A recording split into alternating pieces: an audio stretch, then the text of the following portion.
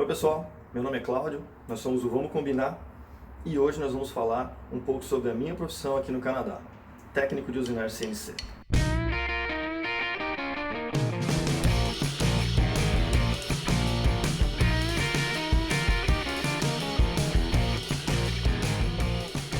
Antes de mais nada, acho que seria interessante explicar brevemente o que seria a usinagem. Usinagem é um processo de fabricação. Muitas das peças, das coisas que estão ao redor da gente, nos carros, na geladeira, em tudo, a usinagem fez parte em algum momento do processo de fabricação daquilo ali.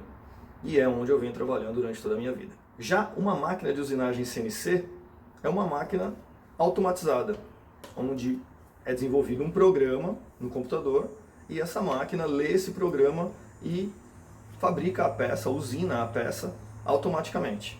Para ilustrar isso melhor, eu vou mostrar para vocês o funcionamento de uma máquina de usinagem CNC aqui na minha micro-oficina.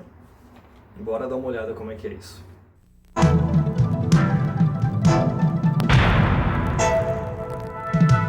Aqui na minha micro-oficina eu tenho um computador, que é o controlador da máquina CNC, é onde faz a transferência de informações do programa para a máquina e ela, através de códigos de programação, ela consegue fazer os movimentos. E eu tenho aqui as ferramentas que eu uso para usinar o que eu quero. E eu tenho aqui a máquina CNC. Nesse caso aqui é uma fresadora CNC. Então ela usina peças prismáticas. Existe também um torno CNC para peças cilíndricas. Aqui na fresadora CNC eu tenho um eixo X, Y e Z. O eixo Z normalmente é onde vai a ferramenta, e o eixo X e Y é a mesa. Então, ambos se movimentam conforme o programa. Esse é o programa que eu vou usinar na minha pecinha de madeira. Essa maquininha é especialmente para trabalhar com madeira. Então eu vou fazer um quadrinho com esse desenho aqui, que eu já tinha preparado num outro software, e aí esse software transforma esse desenho numa linguagem que a máquina consegue entender. Então eu vou rodar esse programa numa time-lapse e vocês vão acompanhar esse projeto inteiro sendo usinado.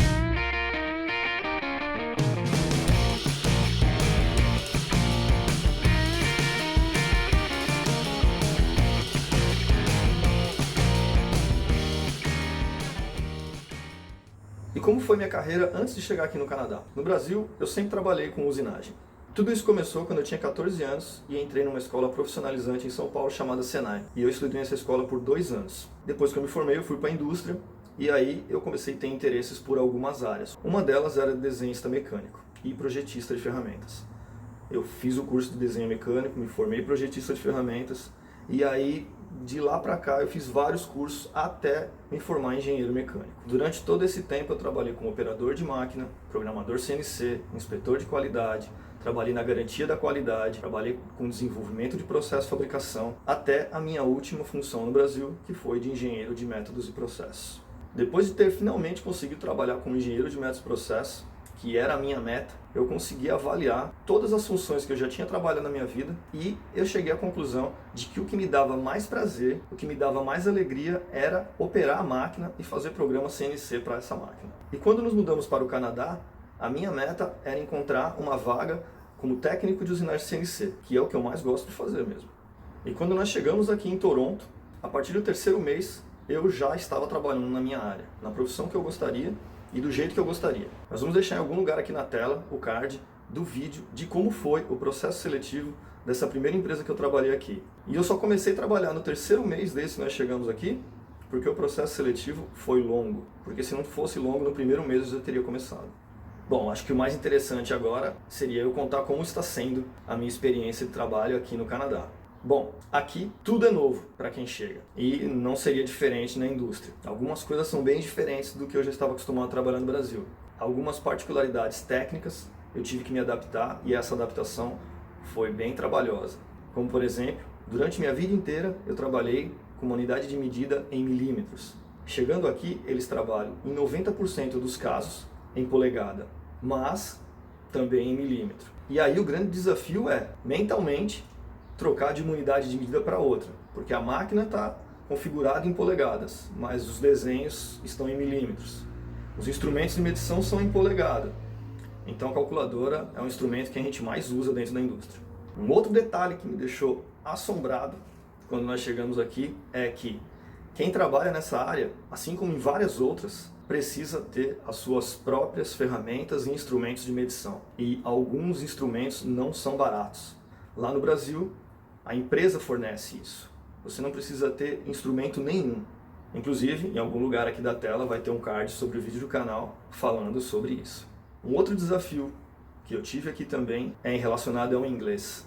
Por mais que você tenha um inglês bom, consiga se comunicar bem, quando você entra em algum determinado local específico, você não conhece toda a linguagem daquele local em inglês. Isso acontece quando você vai no médico, no dentista, no veterinário, que existe uma linguagem específica para cada lugar desse.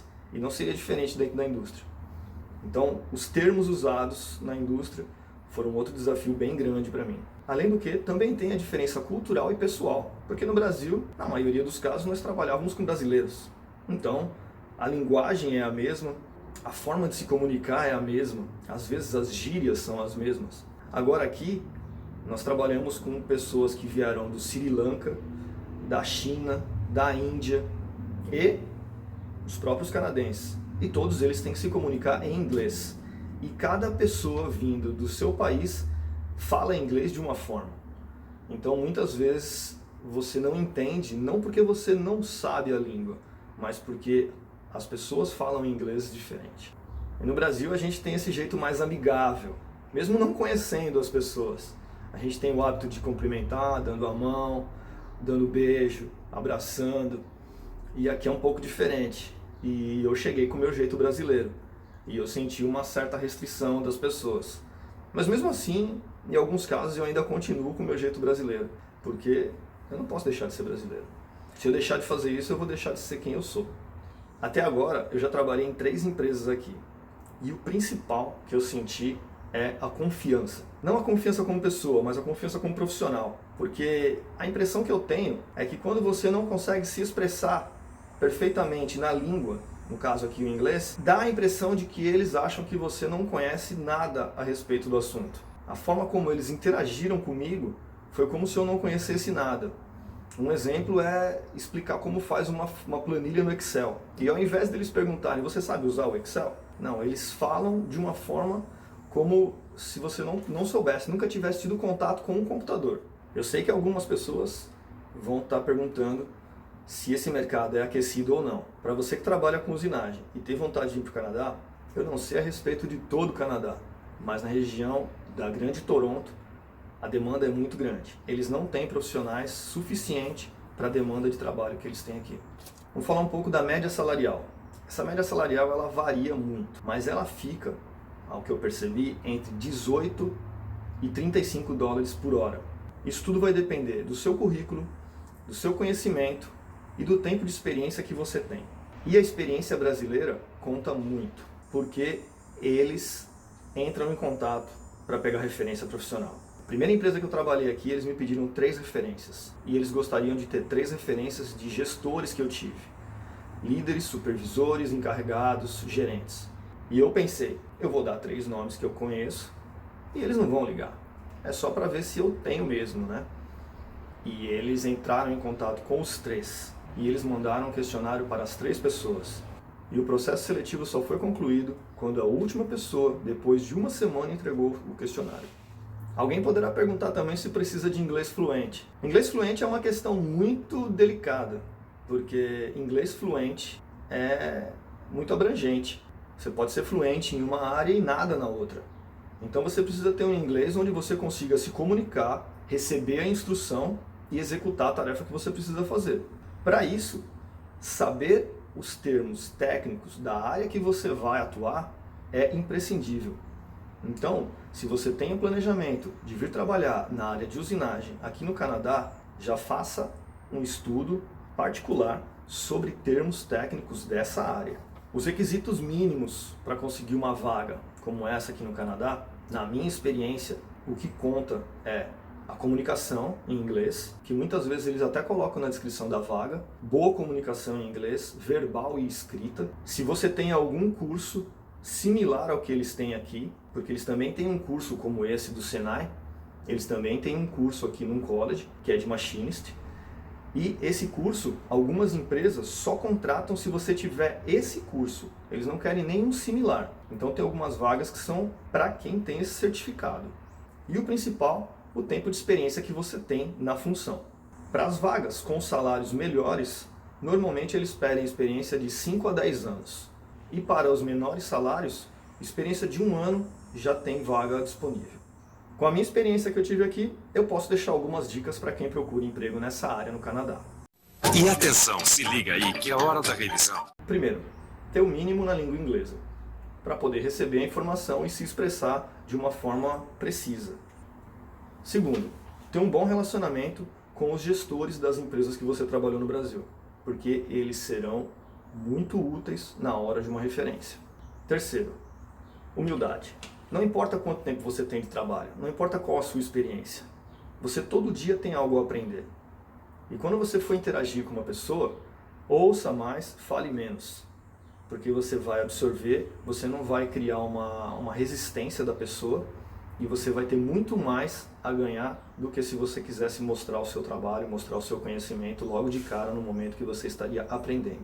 Como procurar as vagas de emprego? No meu caso, eu procurei em alguns websites. Nós vamos deixar aqui embaixo a lista dos websites disponíveis para procura de emprego. Mas, por exemplo, tem o Monster, o Indeed, o site do governo, um dos principais, o próprio LinkedIn, que aqui é muito utilizado para esse fim. Essa é a experiência que eu tinha para passar para vocês hoje. Muito obrigado por ter assistido, espero que eu tenha sido útil. Se vocês tiverem qualquer dúvida, por favor, deixem aqui nos comentários, será um prazer responder. Se vocês gostaram, clique no curtir, compartilhe com seus amigos que gostam de usinagem, se inscreva no canal, ative o sininho para receber as notificações e tchau!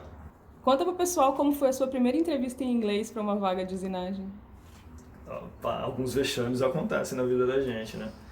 E essa primeira entrevista que eu tive em inglês não foi nem aqui no Canadá, foi no Brasil, na última empresa que eu trabalhei lá. Com o falso cognato do inglês, né? Que são aquelas palavras que a gente acha que em português e em inglês vão ser muito parecidas, né?